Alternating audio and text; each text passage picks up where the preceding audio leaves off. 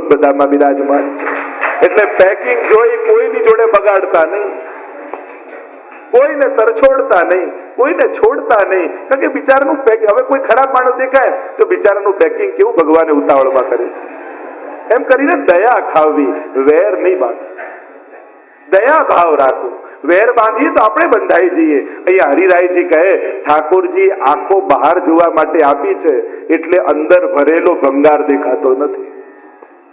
બાકી જો ભગવાન અંદર ફરતી આંખો આપે, માણસને ચારે બાજુ જોવાની સામર્થ્ય આપ્યું પણ અંદર જોવાનું સામર્થ્ય નથી આપ્યું. કારણ કે ઠાકોરજીને થાય બિચારો અંદર જોશે તો દુઃખી થઈ જશે, કારણ કે અંદર કેવો ભંગાર ભરેલો છે. ટીવી ને બહારથી જોઈએ તો બધું સારું ચિત્ર દેખાય, પણ ખોલીને જુઓ તો, અને એ જ જોવાનું છે. જો ફોટો જોઈને તો બધાય રાજી થાય, પણ એક્સરે જોઈએ તો ક્યાં એવું સાંભળ્યું તમારો એક્સરે જોયો તમારા પ્રેમમાં પડી ગયા? ફોટા જોઈને કોઈ પ્રેમમાં પડે, એક્સરે જોઈ થાય? હરિરાયજી આપણને એક્સરે બતાવે છે કે આ તું ખાલી સ્કીન જુએ છે, એ તો ખાલી દેખાવ માટે છે, પણ ભીતર ભરી ભંગાર, અંદર તો ભંગાર જ પડ્યું છે જે એક દિવસ ભંગારમાં જ જવાનું. આ દુનિયાનું સૌથી મોટું ભંગારનું ગોડાઉન કયું? તો કે સ્મશાન. આ જેટલા ભંગારો ભેગા થાય બધા ઉચકી છેલ્લે ત્યાં નાખી આવે. આપણે ની કચરો ભેગો થાય પાડી દઈએ, એવું છે કે આ બધું કચરો ભેગો થયો પાડી દે. એમ જ આ જયારે જીવાત્મા દેહ છોડીને જાય પછી તો આ કચરો જ છે, અને એટલે જ બધા લઈ સ્મશાનમાં જઈને એના અગ્નિ સંસ્કાર કર્યા. તો ભીતર ભરી ભંગાર એમ કહીને હરિરાયજી આગળ ગાન કરતા કહે, મહામાન મદ ચાતુરી ગરવાઈ और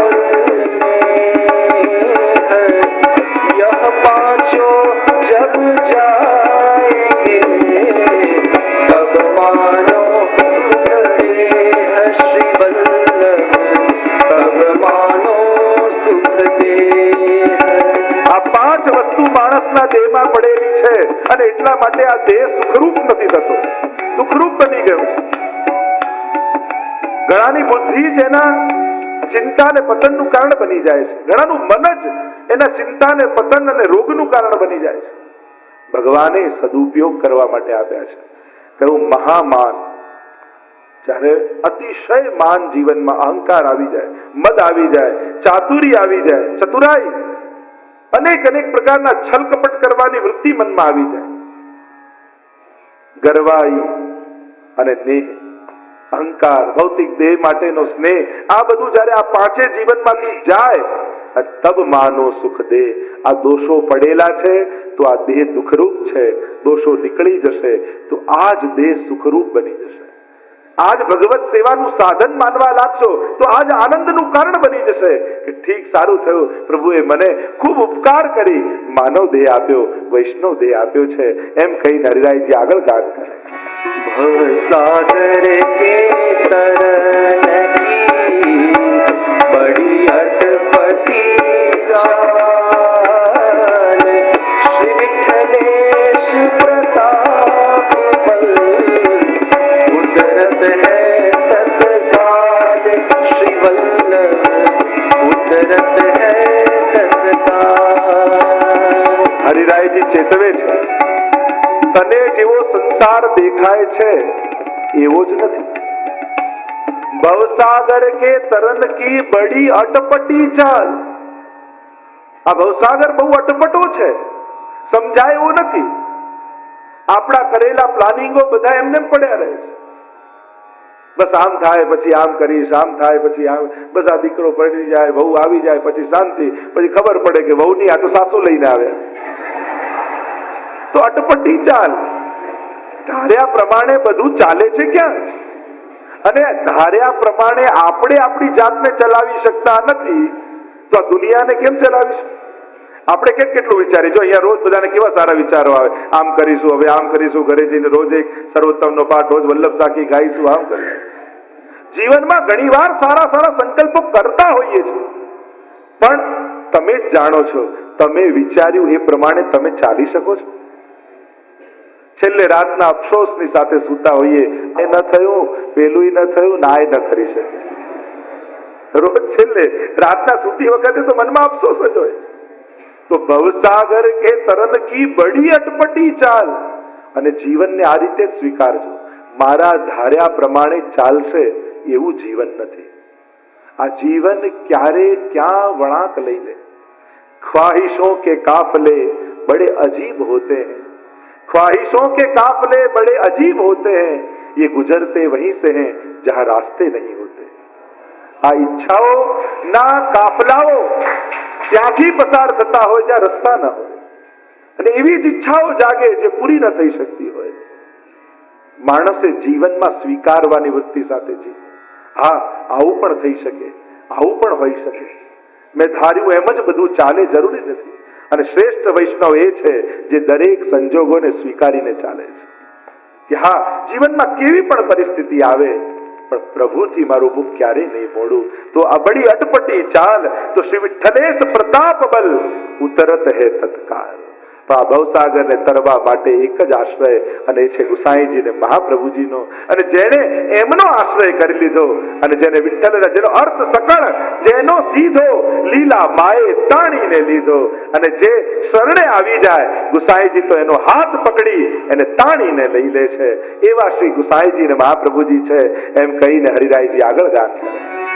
मीन रहत जल आसरे निकसत ही मर जाए, त्यों श्री विठ्ठल नाथ के चरण कमल चित लाए, श्री वल्लभ चरण कमल चित लाए.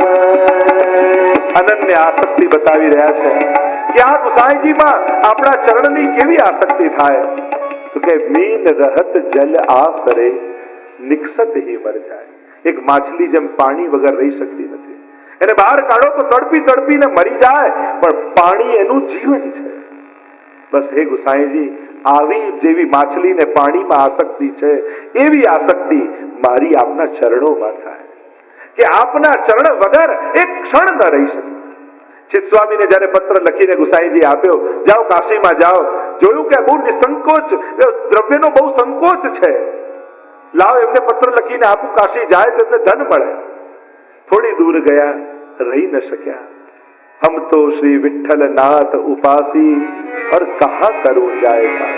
श्री विठ्ठल नाथ उपासी हम तो श्री विठ्ठल नाथ उपासी सदा से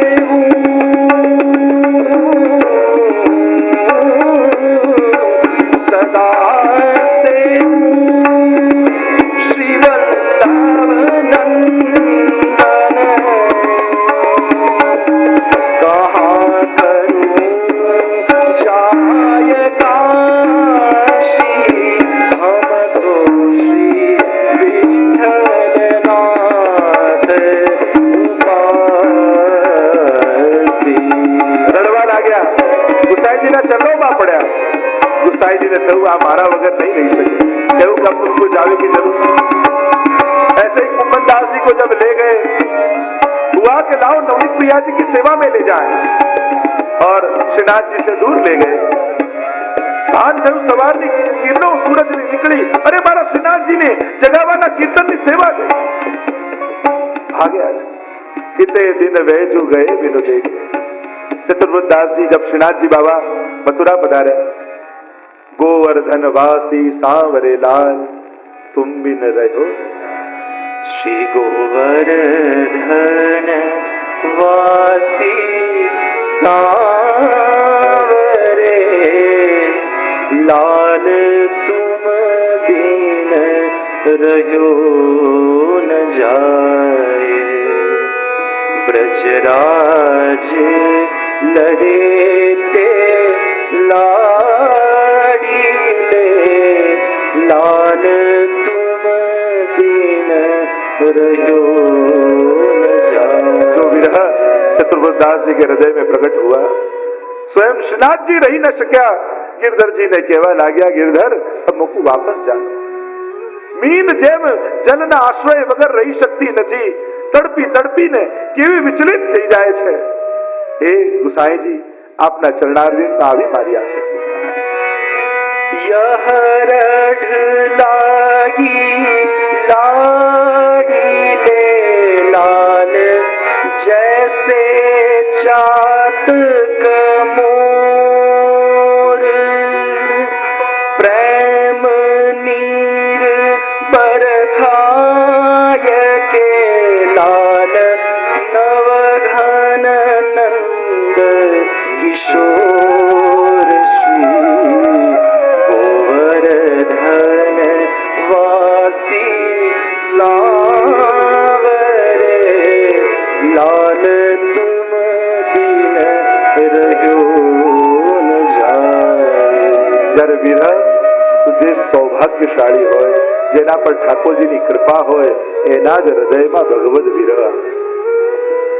ઠાકોરજી સામે હોય ત્યારે આનંદ તો બધા કરી શકે, પણ જે આંખની સામે નથી અને એને યાદ કરીને જેના નેત્રોમાંથી અશ્રુ બિંદુઓ પડે, એનાથી મોટો ભાગ્યશાળી બીજો કોઈ.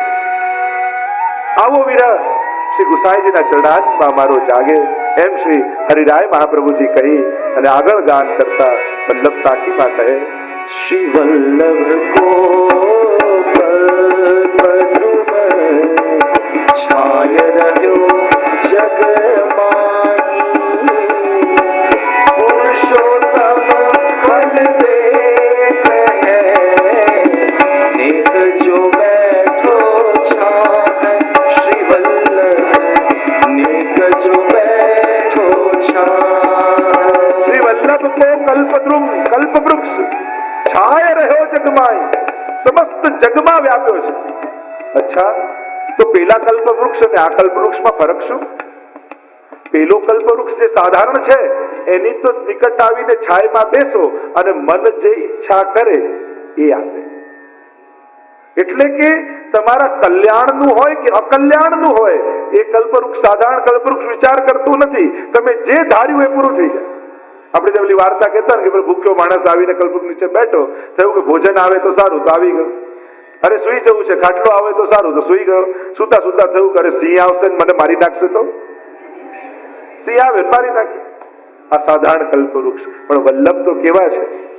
અમારા ગુસાઈજી ચિંતામણી તો છે, પણ ચતુર ચિંતામણી, જેમાં વૈષ્ણવનું કલ્યાણ હોય ને એ જ આપે છે.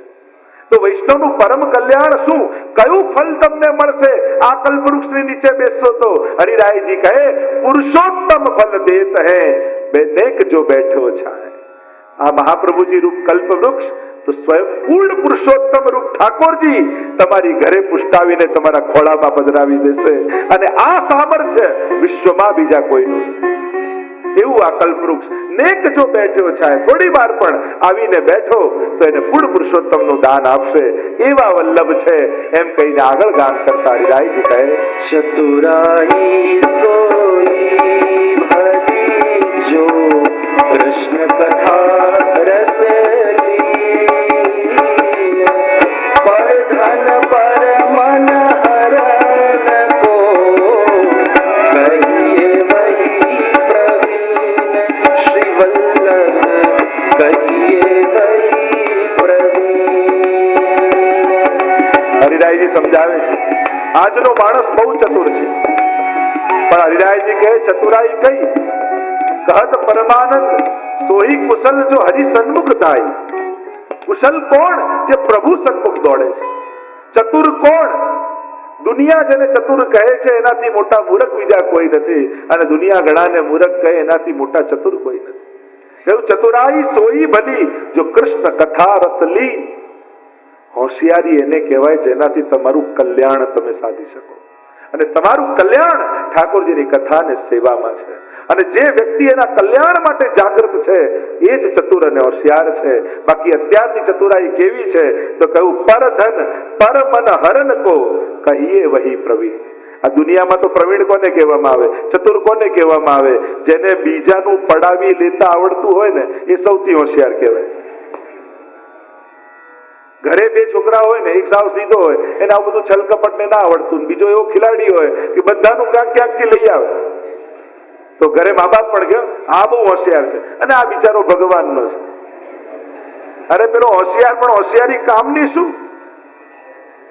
જે ભોળા છે અને જેને છલ કપટ કરતા નથી આવડતું એમને બગાડવા માટે સંસાર કેટલી મહેનત કરે છે કે આને કોઈક એવી જગ્યાએ ટ્રેનિંગમાં રાખું કે બધું પ્રેક્ટિકલ આવડી જાય, એટલે કે બીજાનું લેતા પડાવતા આવડી જાય. લોકો ટ્રેનિંગ આપવા મોકલે, એવા હોશિયાર હોય એની પાસે રહેવા મોકલે કે ચલો એની પાસે શીખી જશે. પણ જેને છલ કપટ કર્યા સિવાય પણ જીવન ચાલે છે તો એનું જીવન બગાડવા માટે શા માટે મહેનત કરે? જેને જરૂર નથી આ બધા કરવાની તો એને બગાડવાનો પ્રયાસ શા માટે? તો દુનિયામાં તો એ જ હોશિયાર કહેવાય છે જે બીજાનું ધન મન પડાવી શકતો હોય. તો હરિરાયજી ચેતવે છે કે બને તો જીવનમાં નિર્દોષતા રાખજો. જ્યાં સુધી આ બધી બુદ્ધિની ચતુરાઈની જરૂર ન પડે એ જ સારું છે એમ કહીને આગળ ગાન કરતા હરિરાયજી કહે ચતુરાઈ